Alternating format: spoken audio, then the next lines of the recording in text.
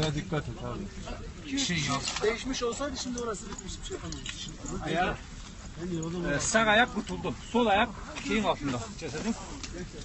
Ona göre hareket edecek. Biraz genişletmesi lazım. Sırtından tarafa gelişmesi lazım. Önce sırtını şey edelim.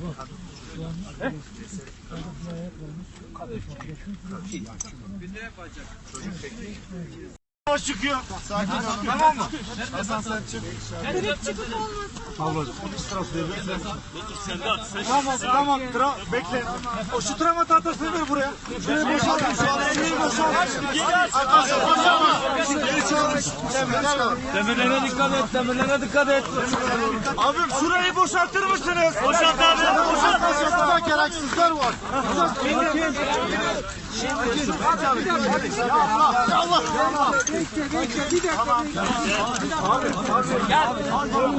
Boyunu tak. Hocam sakin olun. Abi yere indirin. Ya Allah. Arkadaşlar sakin olun. Düşmesin arkadaşlar. Tamam. Ayaklarını sol ayağına dikkat edin. Hakkı uygulama. Arkadaşlar yavaş. Beyler oksijeni alalım. Herkes beni dinler mi? Şurayı boşaltalım. Şurayı boşaltalım. Arkadaşlar boşalın. Boşalın. Sponge. Tamam. Oksijeni ver. Bismillah. Şimdi bana söyle. Bağladıktan sonra oksijeni ver. Tamam al. Bak sen de yeşilden de beyler yeşilden de. Çek. Yeşili bağla. Bir şey söyleyeceğim.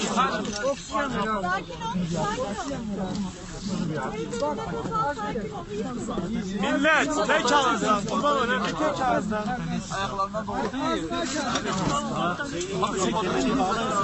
Beyler alanı açın tek ağızdan.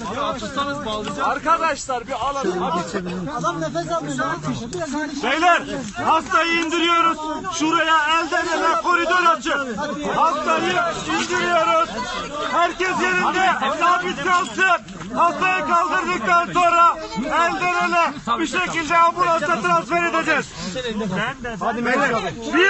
1, 2, 3. Kaldır. Gitme. Siz gitmeyin. Sedyeyi verin. Gitme. Beyler beni bir dinleyin. Ben de oksijen var. Oksijen var. İlerlemeyin.